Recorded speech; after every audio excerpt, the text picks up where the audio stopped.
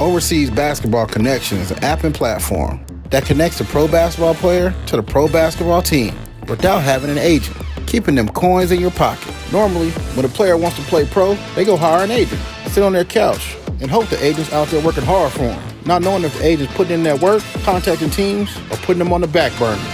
With OBC, we give the player the power to have their career in the palm of their hands. With our app, players can check out live openings from teams around the world and send their game film and stats straight to the team in seconds with the push of a button, cutting out the middleman agent.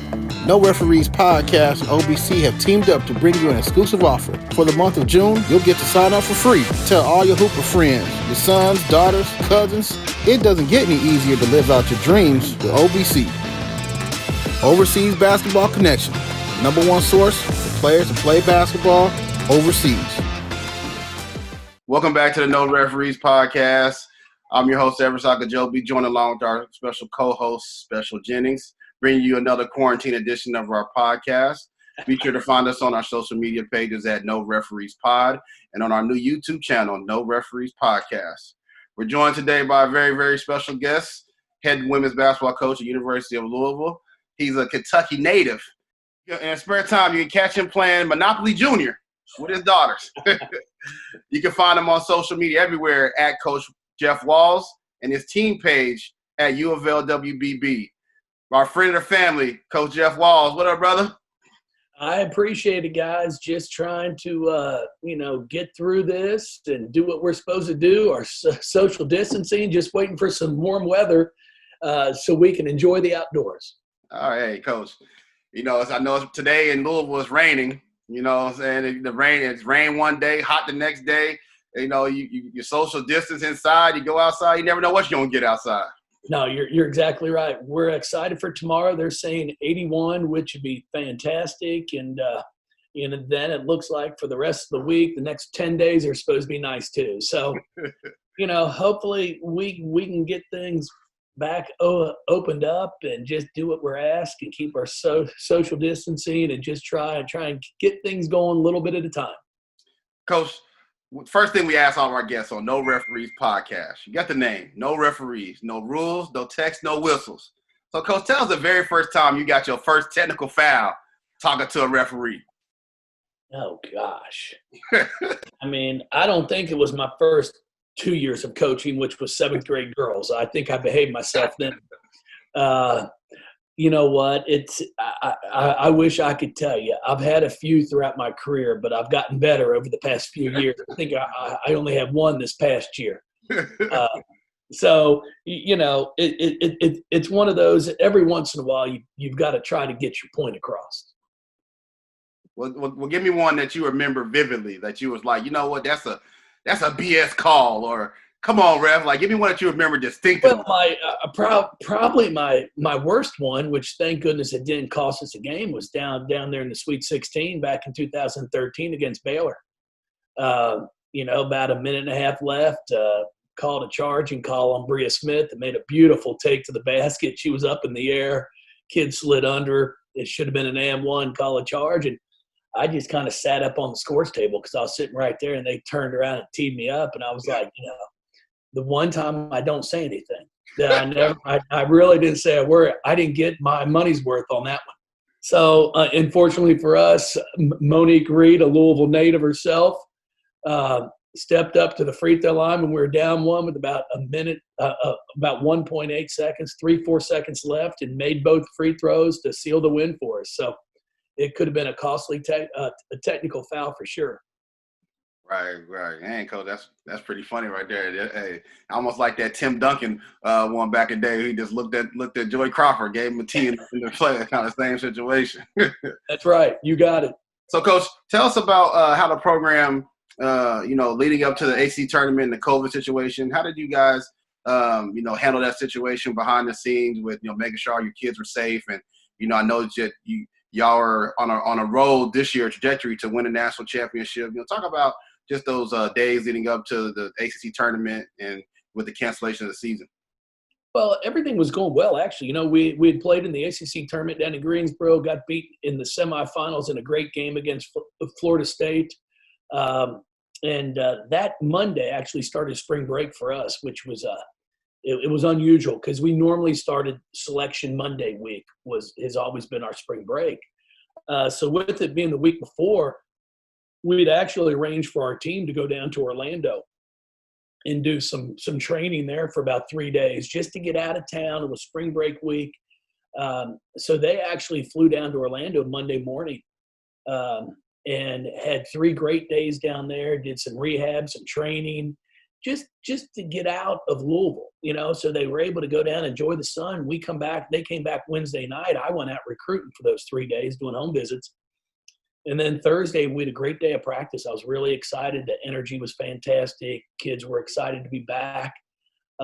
Finished up practice. I went and got myself a workout in myself, come back, and my phone, it's blowing up as they've just canceled the NCAA tournament.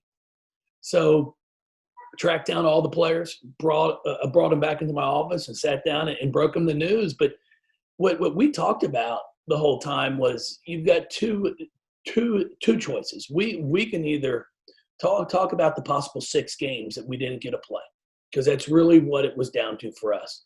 You had the NCAA tournament. If you get to the finals, it's 6 games.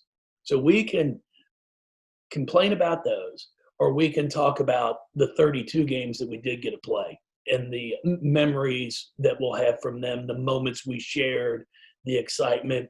So we really just started talking about the season, talking about the good times we had, all those. It's Special would know it. You go back and you can think about some of the games you played, some of the moments you had, but you're talking more about the time you spent in the hotel, on the bus. Once you got to the hotel, you remember a few games, but those aren't the moments that you really share the most. So we just sat there for a good 35, 40 minutes and talked about the year we had. And I'm like, guys, we're 28-4. We're ranked 6th in the country right now. And we had a legitimate shot at competing for a national championship. And unfortunately, it was cut short. So let's not worry about that. Let's celebrate what did happen. Yeah, I would totally agree. I think that obviously the outcome is it is what it is. But as a competitor, it's hard to at that age, when you mention, like, think about the things that you did do, like at the age that I sit at now, 31. There are plenty of games I can go back to. Heck, the game we played against you all at Xavier when y'all ended up beating us. Like, I can go back to those things, but like.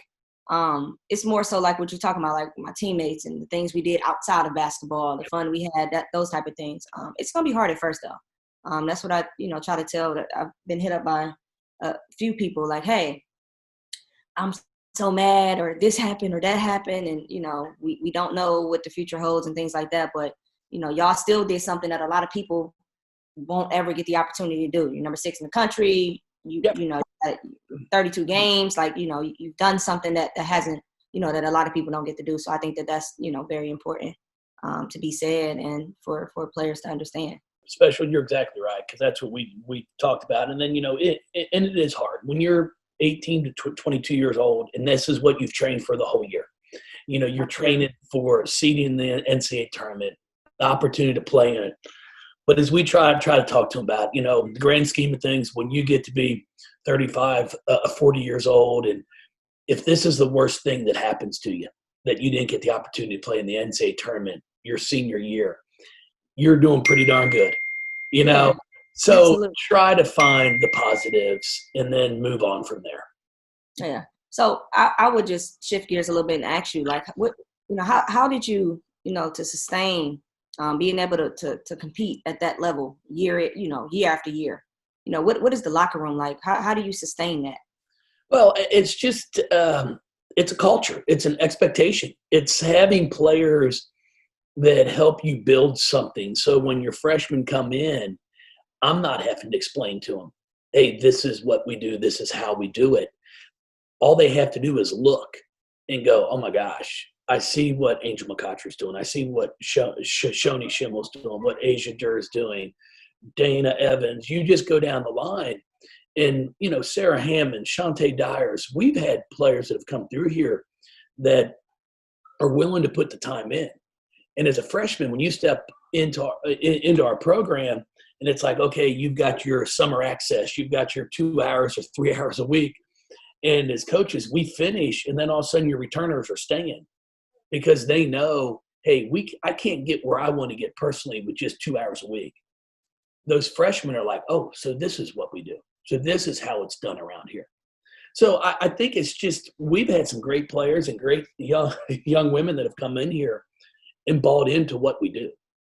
And then it's our job, if you've got a few that don't quite understand it, it's our job to make sure they understand it. And that's part of it. I tell them all the time, coaching is like parenting, for the fact that my own kids don't like me all the time. But the end of the day, they know I love them. And if you can show that to your players off the court, then you'll get a group that will run through a wall for you. Absolutely. So do you have, like, team, what are y'all, like, core value, your pillars, the things that your non-negotiables, the thing that Louisville women's basketball absolutely stand for? I'll be honest with you, Special, we don't have a bunch of rules. What we talk about is real simple. You act like an adult, we'll treat you like one. Okay? First and foremost. And if you don't know how, we'll teach you. Okay? And then we always talk about academics, class attendance, and we play hard. I mean, it's one thing that we teach and we value is you've got to be willing to put it out there. You've got to be willing to compete. I like players that, as I tell them all the time, guys, I expect to win. I hate to lose. You go out and win. Of course, we're preparing to win a game. It's got to hurt more to lose than the joy you get from winning. And those are the kind of kids that we go out and recruit. Yeah.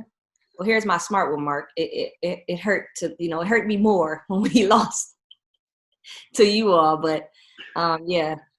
So what is I obviously all collegiate, we kind of got the same time frame and things like that. How long do you practice? How long? I know all coaches have different philosophies. Some it's like, we're going 3 hours, we're going an hour here. We're, your team in the style of play that you guys play, they seem to be in like very good shape. So how do you, how are they maintaining that? Our kids will get to the gym on an average day, let's say at 12:15, 12:20 after class. They eat lunch. Then we'll normally start at 12:45, 12:50 with some film, and then they'll stretch, and we're out of there by 3:00. I mean, we're 1 to 3, and if you actually take out the stretching, we're probably 1:15 to 3. Hey, Coach, hold on. I'm gonna cut you off real quick, Coach, because I know I saw the Twitter page. Take out the stretching. I saw that you did the push-up drill, Coach Katie. Shout out to Coach Katie, your strength coach. Yeah, you say, we ain't wasting no time on stretching. Why y'all like the stretching part, Coach? Come on, I'm a strength coach. We got to stretch. You know what I'm saying? Hey, back 20-something years ago when we just grabbed our ankle and pulled it behind your butt on one leg and then the other leg, for some reason, I feel like we had less injuries back in those days. Then when I got they're bringing out the foam roller now. They bring out that little gun to shoot them up. And I've never seen so many tools. But no, but so we actually Special. It's probably an hour and 45 once we start our season. And I'm just a big believer that if you can't get things done in an hour and a half, hour and 45, then you're just dragging it out. Now, because we do that, I'd say 90% of my players, if not 95, will stay in the gym after practice and get shots up because I'm not practicing for 3.5 hours, for 4 hours. And I think it's benefited us. And I think, if you go back and look at our 12 years, 13 years we've been here, we've seemed to pretty much figure out a way to play our best ball come March. When we're getting into the NCAA tournament, I think part of that is because our kids are fresh. And that's what's important. I see a lot of teams, like you said, that get to March and they look tired. They look worn down. They look beat up. They look, so that's very important. So with the type of success that your program has had, this is kind of, it's not cliche, but it is. What does success look like for you? Like, say like, okay, for example, you don't go as far as you would have liked to, or, we can use the COVID for an example. You didn't get to make the, we didn't get to see you in the NCAA and things like that. What does a successful season look like for you? Well, I think the one thing that we always do talk about here is not judging our season on one game, because obviously only one team is going to win the entire thing. We have lost twice in the finals to UConn. And I'll be honest with you, after the game, I thought we played hard. We were just unfortunate to play a UConn team, I think twice, that went undefeated. Breanna Stewart's year, they won 4 straight. I mean, they were pretty darn talented, but I thought we played hard. And at the end of the day, I tell them, we've taken a program that averaged about 2,500 fans a night our first year here to close to 10,000 a night. And it's not because we win every game, but I tell our players, hey, it's my job as a coach to get people to show up. Our marketing department does a great job. I go out and speak as much as I can. But then it's their job when that game starts to make them want to come back. And it's not always by just winning a game. It's how you play. So for us, we don't judge our year just on one game. After the COVID shut everything down, I thought we had a really good year. Obviously we lose a game to two games of Florida State, one to Syracuse, and I'm not even sure who our fourth one was. Oh, Ohio State. So, I mean, just a great year. So I'll look back on it and be like, guys, what a fantastic year. Now, our ultimate goal is to win the entire thing. But like you say, I'm not going to judge everything just on one game. And then for us, our players do such an unbelievable job out in our community, academically. We've been here for 13 years, and I'll be honest with you, Special. I don't go to bed worrying about what are my kids doing tonight. Am I going to be getting a phone call from somebody? So-and-so was here, shouldn't have been there. But I do tell them, I expect them to enjoy college. I want them to enjoy the experiences. If they want to get into sorority, go for it. Get into as many extracurricular activities as you can, because as you know, you only get one shot at it. Absolutely. So maximize it. Maximize it. And that's what I challenge them to do. I enjoyed my college experience. I expect my players to enjoy theirs also.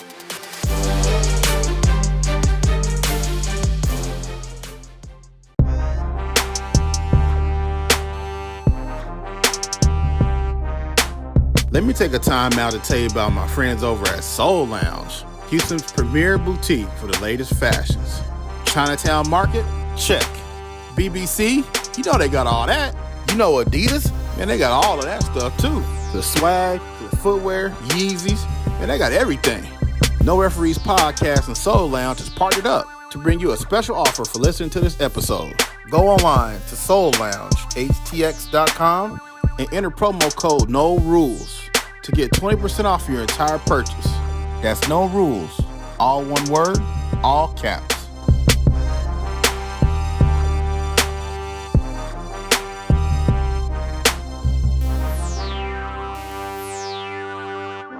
Soul Lounge, live what you love. 4 of the last 5 ACC titles you won. You got a monster recruiting class coming in. So I just got a recruiting question for you. Yeah. When you roll up to these recruits' house in your Adidas Climalite, full uniform, you walk up in these kids' living room. What is it? Some of the things that you're, selling about the program, telling about the program. Not only talking about having 5 WNBA draft picks the last 2 years. Like I said, multiple ACC championships, multiple trips to the national championship game. What are you sitting down with these parents and these kids when you're in their living rooms talking to them about the U of L program? Well, I just tell them the things that we can offer. What we try and do. I also tell them we aren't for everybody. We're looking to win a national championship. We're looking for players that have that drive. At the same time, I do talk to them about, I ask players what they want. Some players want to be a WNBA all-star. Some players want to play 4 years, get a degree, have a great college experience, go into the workforce, have a family, perfect. So I tell them, you tell me what you want, and that's going to be how I push you. And there's nothing wrong with that. I've had players that have been great players that didn't want to be a WNBA player, which is fine. But I also have had players that want to play for 10 years after college, and I know what that looks like. So I'll sit down and I'll be like, hey, if you want this, if you want to be a WNBA player, our 2 hours of practice a day is not going to cut it. So you better get in here before practice or stay after for at least a half hour, work on shooting, work on different aspects of your game. And we'll tell them what they need to work on. And then if you don't, and you just want to be a good college basketball player, that's fine too. So you might need to stay in the gym an extra 10 minutes after practice, just working on free throw shooting or working on a 3-point shot. So we talk to them about that. We talk to them. I want to know what you want. And then when you tell us what you want, then we can help you get that. And we just talk about us as people, you know. I love what I do, but it's not my life. You know, I love to come home to my family. Yeah, Coach, I remember reading some news clippings that I know there was a big buzz around the program a few years ago. And, you know, I remember your wife coming out saying, yo, I need you at home more. You know what I'm saying? I need you around the kids more. You know, I remember that. And I remember, you know, just respecting you so much as not only a coach, but as more so as a family man when those things came out. So I just want to say I commend you on that. And, you know, I follow you on social media. I see all the stuff you know with your family, your kids, and, you know, so I just want to, again, commend you on that. Piggyback on that real quick, Coach. I got something funny to ask you. Let's hear it. When you sit in those parents' living rooms, tell me 2 things. One of the best meals you've had on a recruiting visit and one of the worst meals you've had on a recruiting visit. Golly. I'm going to be honest with you here. You don't go on – I've never been on a recruiting visit, a home visit, where I've gotten a bad meal. Because the one thing I'll give for parents and players – that's foot forward. If they can't cook, they're going to order out. Like, you don't experiment when you're bringing a coach over for a home visit. And I've never had a bad meal. All right, what's been your best meal? Now I've had some good ribs at some places. I've had some really good ribs, and then, you know, one of my favorites. No lie, I love collard greens. Absolutely. Hey, okay, yeah, get them collard greens, Coach. I've been on a few visits where I think I've surprised a few of them, where they brought out some good greens, and I'm like, hey, I'm all in. Hey, they must know where you from, Coach. You from the South, you know. I know that's exactly right. So no, it's really the one thing I'll say is you don't get bad you don't get bad food. Some of the time you just have to, you know, if you're trying to watch your weight, it's tough during those months you're doing some home visits. I was going to ask too. So when y'all are you know, what's the relationship like with the men's staff? Obviously, you got my guy over there, Chris Mack, who Xavier, you know. So what's like you know, do y'all kind of branch off each other? Pick ideas, brainstorm together. Like, what's that like? I know a lot of teams, women and men team, kind of share ideas and things of that nature. Yeah, no, it's been great. You know, it's been a little bit of a change, especially with Chris just getting here. You know, he's 2 years in now, and they had a whole bunch of stuff that they're working on. But I've always had great relationships with all of our men's coaches. You know, when Rick was here, he was fantastic to work with. You know, come to practice anytime I wanted, just go on, sneak on through, sit down. It's the same way it is now. The nice thing is we are very fortunate that we don't share a practice facility, which makes things a lot easier with practice times and individual workouts. You're not scheduling around somebody else. But, you know, I think it's been great. It's great to have two programs that are very competitive. You know, nationally ranked. And that's what our goals are constantly here. You know, it's fun when you can sit there and you can talk to recruits about your football program, about your men's basketball program, your soccer programs. Volleyball goes to the Elite Eight this past year. So we have had a lot of athletic success here at Louisville. Nice. What, because I've been to Kentucky. It's a little in my opinion, a little country. Okay, a little country. What's like the top? I don't know. I've always wanted to go to a country, not bar per se, but like a country bar. What's like the top like country bar out there? I'll be honest with you. In Louisville, we don't. It's not like Nashville. You get down to Nashville. Now, see, we are a little bit of both. We've got the southern charm in a northern city. We got a little bit of everything around here. The one thing I'll tell you about, for yourself, when you come down now, our bars are open till 4 a.m. when they're open. Which is about up your alley right now, Special. I know you aren't getting ready till about 12:30. No, Jeff. No, it's like them college days. I know. Not anymore. Not anymore. I mean, I have to come down and visit though. You got my girl on staff, JP. Oh yeah. Hey, if you went to Xavier, you were probably tearing it up at Prime up there. No, Dana's actually. I was actually at Dana's. Don't tell anybody, but yeah, we only went to Dana's. We didn't go to Prime, so that. Yeah. All right. You know a little something. I know where you were when we played you guys. I went to Northern Kentucky University, so NKU. So we used to go over there and have some good times during the year. Oh yeah.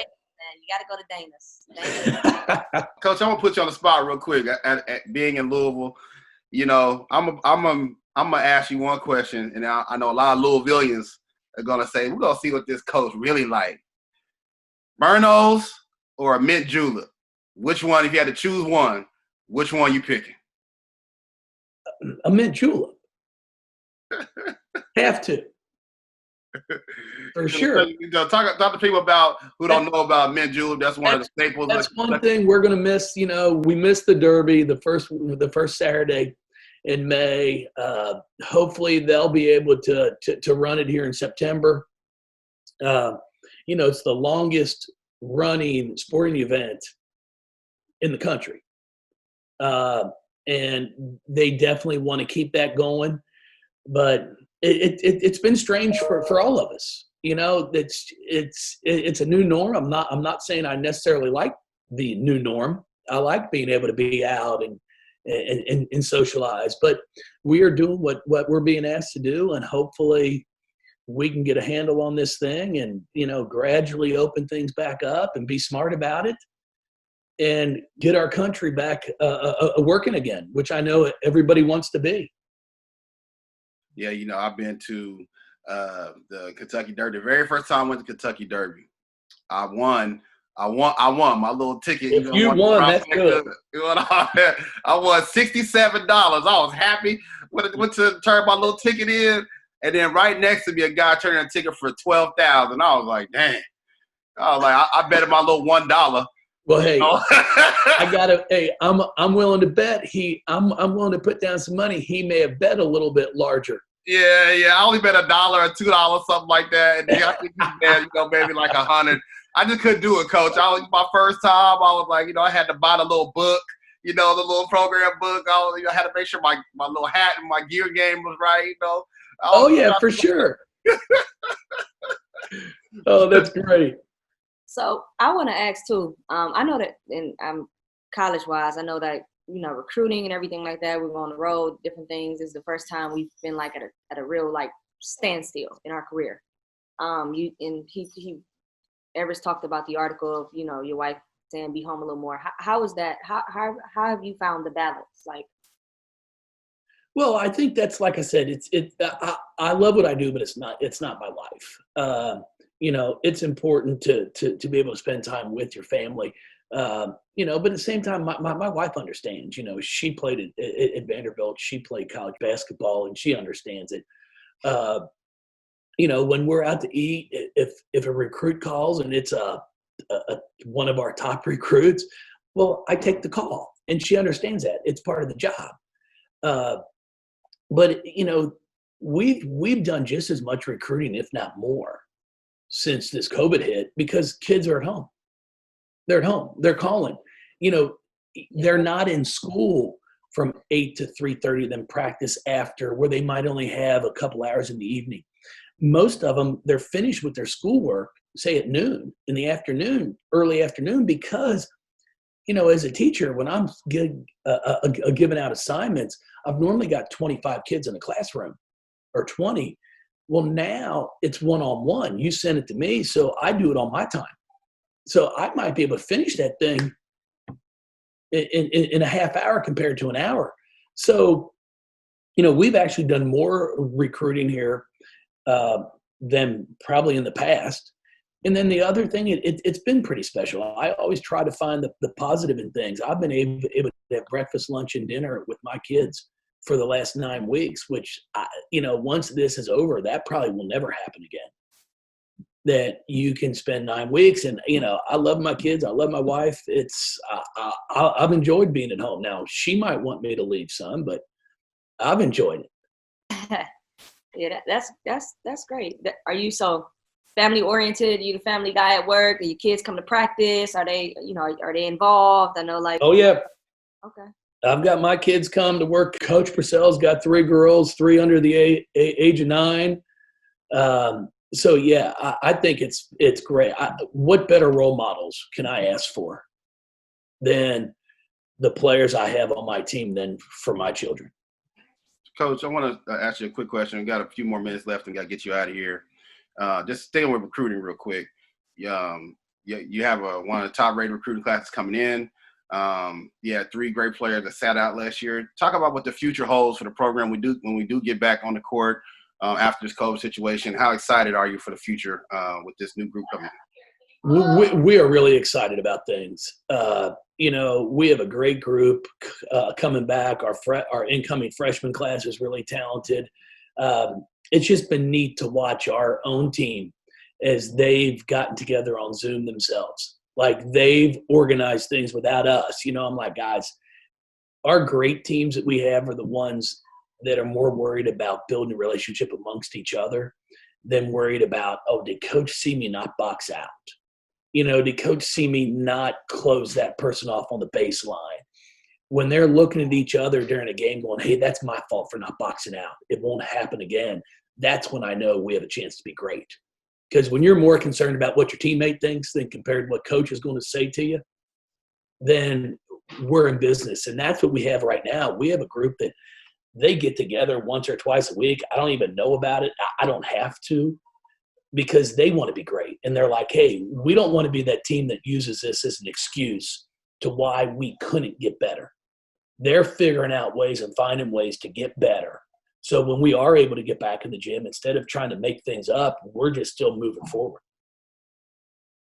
Yeah, that's great, Coach. I know that when the recruiting is the lifeblood of the program. Without recruiting, it's going to be another team bouncing the basketball. That's exactly right. Good players make you good coaches. I'll tell you that. And, it's not just the good players. We're very fortunate to have, high quality players in the terms of their character.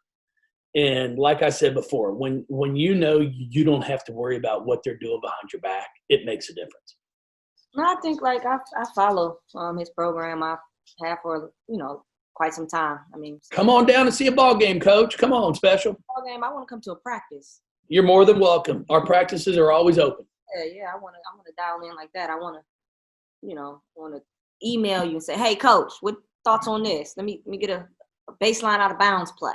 Give me your best sideline play. Anytime you want. Come on. Okay. Well, for sure. It's one of the things I'll tell you, Special, we take great pride in is, we didn't invent the game here. Absolutely. We steal it. We watch everything on TV, back when the NBA would be in, my wife and I'd be sitting there watching the ball game and somebody run a good sideline out of bounds and you just rewind it, DVR it. I put my phone up and film it. And then I send it to my video guy and be like, hey, we need to add this, pull this out. I think that's what the good coaches do. Yeah. Is instead of thinking you invented the game, just try to take the pieces of it that are really good that others do and implement it into your program, and then put your own little twist on things, and then watch it grow. Okay. Well, I'm dead serious. I'll reach out to you. I'll reach. Come on. I definitely want to get to a come see a practice or something. Coach, you talking about games and pieces. So are you still in those game pieces from your daughters when y'all playing Monopoly Junior? Now, you know what? We're into Uno now. We have had some battles of Uno around the house. Y'all play Uno Attack? No, we have not done that yet. To get them Uno Attack. It's the one where the cards, you hit the button and you know what I mean, how you hit somebody with a draw two? Yeah. The cards burst out at you and different things. Like, yeah, you Oh, okay. They're I'll try probably that. They're probably ready for that. Uno Attack is Uno Attack. Okay. you go. All right, Coach. We thank you for coming on No Referees Podcast, sharing some stories. Take some time out of your busy day. Like you said, right now, the time of year, even though we're at home on quarantine, we're busier than ever with recruiting and keeping the program afloat. So I just want to thank you for coming on and sharing some stories. Everyone, please go follow Coach Walz on the social media at Coach Jeff Walz and his team page, the U of L Women's Basketball Program at U of L WBB. That's our friend, Coach Jeff Walz. Thank you, sir. Thanks, guys. I appreciate it. Take care. Thank you. Appreciate it, Coach. Howdy. Bye-bye. Thanks for listening to another episode of the No Referees Podcast. Don't forget to hit the subscribe button wherever you're listening to this show and rate and review us on Apple Podcasts. And don't forget to follow us on social media at No Referees Pod. Till the next episode, we out.